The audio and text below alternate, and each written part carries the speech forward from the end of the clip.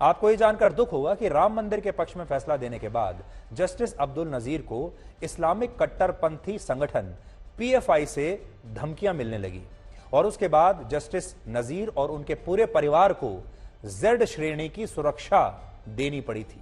सोचिए कितना बड़ा दुर्भाग्य है इस देश का कि एक जज का और उसके परिवार की जान इसलिए खतरे में आ जाती है क्योंकि उसने न्याय के सिद्धांत को मानते हुए राम मंदिर के पक्ष में फैसला दे दिया। इसलिए उस जज को और उसके पूरे परिवार को कड़ी सुरक्षा के बीच रहना पड़ता है और इंटेलिजेंस के इनपुट्स ये आते हैं कि इन्हें मार दिया जाएगा क्योंकि उन्होंने बाबरी मस्जिद के खिलाफ फैसला दे दिया।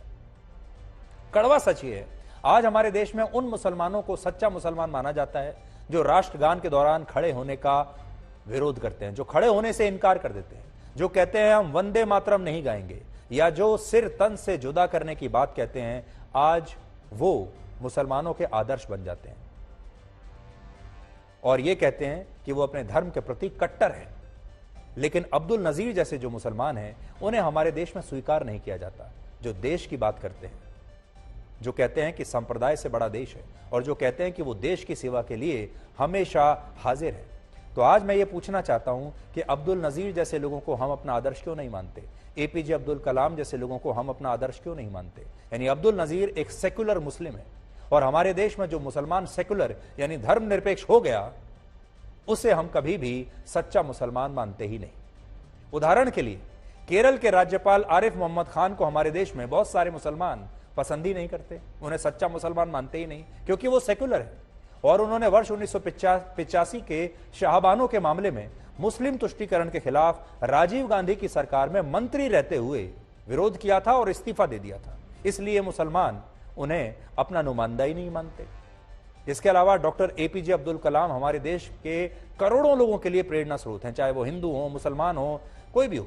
लेकिन बहुत सारे मुसलमानों के लिए वो आज भी नायक नहीं है क्योंकि उन्होंने अपने धर्म से ऊपर भारत को स्थान दिया और ये सूची बहुत लंबी है। इसी तरह अगर आज के जमाने में आप देखेंगे तो कांग्रेस के पूर्व नेता गुलाम नबी आजाद जम्मू कश्मीर को भारत का अभिन्न अंग मानते हैं। इसलिए उन्होंने हमारे देश का एक वर्ग उन्हें पसंद नहीं करता क्योंकि वो ये नहीं कहते कि जम्मू कश्मीर को पाकिस्तान में मिला देना चाहिए। और हमारे देश का ये जो वर्ग है ये कहता है कि सच्चा मुसलमान तो वो है जो ये कहे कि जम्मू कश्मीर तो पाकिस्तान का है, तब वो हमारा आदर्श बनेगा। अब गुलाम नबी आजाद ये बात नहीं कहते तो वो मुसलमानों के आदर्श नहीं बन पा रहे हैं, लेकिन उमर अब्दुल्ला बन जाते हैं, फारूक अब्दुल्ला बन जाते हैं, महबूबा मुफ्ती बन जाती हैं क्योंकि वो पाकिस्तान के गुणगान करती हैं। लेकिन हमारे देश का एक वर्ग अकबरुद्दीन ओवैसी जैसे नेताओं को सच्चे मुसलमान के तौर पर स्वीकार करता है, जो कहते हैं कि भारत में मुसलमान 25 करोड़ हैं और हिंदू 100 करोड़ हैं और 15 मिनट के लिए पुलिस हटा लो तो हम बता देंगे कि किसमें कितनी हिम्मत है और किसमें कितनी ताकत है। इन्हें लोग अपना आदर्श मानते हैं। इनके बारे में हमारे जो हिंदू बुद्धिजीवी भी हैं वो भी इनके बारे में कुछ नहीं लिखते। और यही वर्ग हामिद अंसारी को अपना रोल मॉडल मानता है, जो हमारे पूर्व उपराष्ट्रपति हैं हामिद अंसारी, उन्हें अपना रोल मॉडल मानते हैं लोग, जिन्होंने 2015 के गणतंत्र दिवस के दौरान राष्ट्रगान के समय सैल्यूट नहीं किया था और यह भी कहा था कि इस देश में मुसलमान सुरक्षित नहीं है। और ये लोग आतंकवादी हाफिज सईद, मसूद अजहर, अफजल गुरु और याकूब मेमन को सच्चा मुसलमान मानते हैं और कहते हैं कि इन्होंने ही कुर्बानी दी है।